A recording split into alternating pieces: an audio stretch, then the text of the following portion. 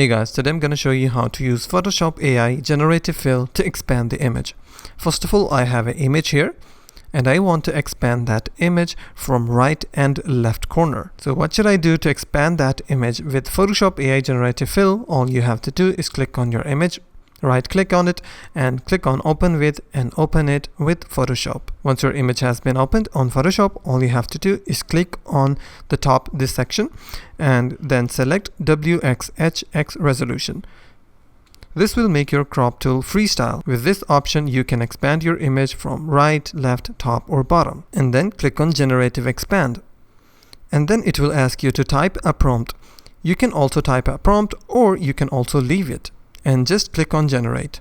It will start to load and it will take some time, about 10 to 15 seconds, and after that it will show you 3 versions of your expanded image.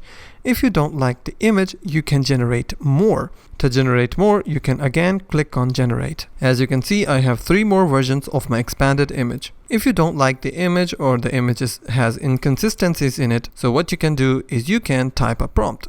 For example, I will type a prompt called garden and then click on generate. Now I have 9 versions of my image. You can do it as much as you want. Once you're done, you can export your image, and that's how to use Photoshop AI Generative Fill to expand the image. If you find this video helpful, please hit the like button and don't forget to subscribe.